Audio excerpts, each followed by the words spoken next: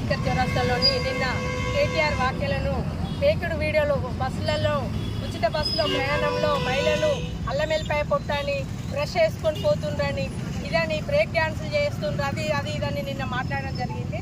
కేటీఆర్ మీరు 10 సంవత్సరాలు ప్రభుత్వంలో ఉన్నా కూడా మీరు మహిళల కోసం ఏం చేయలేదు.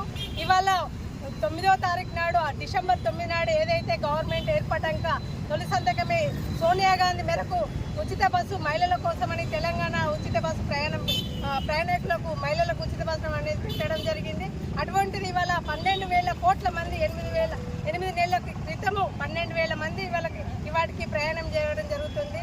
ఇట్లాంటి మీరు మహిళలను కించపరిచే మాటలను కానీ ఒక ప్రభుత్వంలో 10 సంవత్సరాలు ఉండి కూడా ఇప్పుడు ఇంకా నువ్వు ప్రభుత్వంలో ఉన్నా అనుకుంటున్నావా? అసలు నీ మాటలు ఏం మాట్లాడుతున్నావు? నువ్వు అర్థం ఉందా నీకు?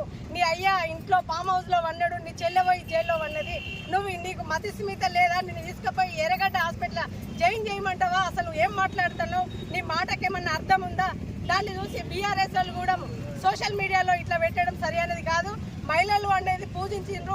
మహిళల కోసము ప్రభుత్వం కాంగ్రెస్ ప్రభుత్వం ఏదైనా చేస్తుంది. అసలు మహిళలు అనే మాట నీకు హక్కు లేదు. మహిళలను ఎక్కడైతే పూజిస్తారో అక్కడ దేవతలు కొరుస్తారు. ఇవాళ వరలక్ష్మి వ్రతం రోజు అయినా మహిళలు వచ్చి ఇవాళ నీకు బుద్ధి చెప్పే కాలం వచ్చింది, బుద్ధి చెప్తాము. నువ్వు ఇట్లాంటి వ్యాఖ్యలను వెనుక తీసుకోలే, ఫేక్ మీడియాలు అన్నీ వెనుక తీసుకోలే. సోషల్ మీడియాలు అనేది నువ్వు బీఆర్ఎస్ పిల్లల యూత్తో చేపిస్తున్నావో ఎవరు చేస్తున్నావో? ఆనాడు ఆటోలు ఎక్కి ఆటో రాములు లెక్క తిరిగిన హైదరాబాద్లో ఆటో డ్రైవర్లు అందరూ ఆత్మహత్యలు చేసుకుంటా ఉన్నారు. వాళ్ళని వెనుకుండి వాళ్ళకి అట్లా సపోర్ట్ చేసినావు. ఇవాళ మహిళలను ఎక్కి ఇట్లా చేస్తున్నావు. నువ్వు కాదు, మహిళలకు ఎట్టి పరిస్థితుల్లో తెలంగాణ మహిళలు అందరం ఇవాళ నీ ముందుకు వచ్చి నువ్వు ఒక్క నిమిషం ఉండవు బిడ్డ, నువ్వు అసెంబ్లీ ముందుకు వస్తావా? ఎక్కడికి వస్తావు? నువ్వు రా, నేను మాట్లాడతావు. నువ్వు మహిళలను అనే హక్కు నీకు లేదు. నువ్వు వెంటనే మహిళలకు అందరికీ క్షమాపణ చెప్పాలని డిమాండ్ చేస్తున్నావు. కేటీఆర్ గారు ఉచిత బస్సులలో ఎవరైతే మహిళలు ప్రయాణం చేస్తున్నారో వారిపై అనుచిత వ్యాఖ్యలు మాట్లాడడం జరిగింది.